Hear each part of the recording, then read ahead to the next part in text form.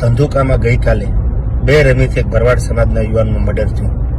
આની પહેલા પણ કિશન ભરવાડનું મર્ડર થયેલું.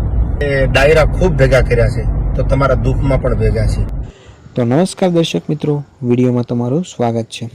તો મિત્રો, ધંધુકામાં જે ઘટના બની હતી, ભરવાડ સમાજના એક યુવકની છરીના ઘા મારીને હત્યા કરી દેવામાં આવી હતી. તો મિત્રો, આ ઘટનાને લઈને અત્યારે ભરવાડ સમાજમાં ખૂબ જ રોષ જોવા મળી રહ્યો છે.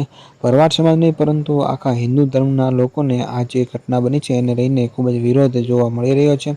તો મિત્રો, આ ઘટનાને લઈને દેવાયત ખવડે શું કીધું તે ચાલો વિડીયોમાં આપણે જોઈએ. નમસ્કાર, જય માતાજી, જય દ્વારકાધીશ.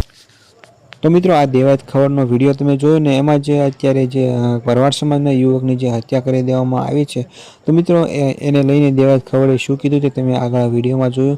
તો મિત્રો, તેમણે કીધું કે જેમ અગાઉ કિશન ભરવાડની પણ જે રીતે હત્યા થઈ હતી, એવી જ રીતે અત્યારે બીજા એક ભરવાડ યુવકની હત્યા કરી દેવામાં આવી છે. તો મિત્રો, આ ઘટનાને લઈને દેવાયત ખબરે કહ્યું છે કે આરોપીઓને કડકમાં કડક સજા મળવી જોઈએ, અને આ ઉપરાંત તેમણે તેમના જે પરિવારજનો છે એમને પણ આ દુઃખ સહન કરવાની શક્તિ આપે એ પ્રાર્થના કરી છે. તો મિત્રો, આ સમગ્ર મામલે તમારું શું કહેવું છે એ તમે કોમેન્ટમાં અમને જરૂરથી જણાવજો.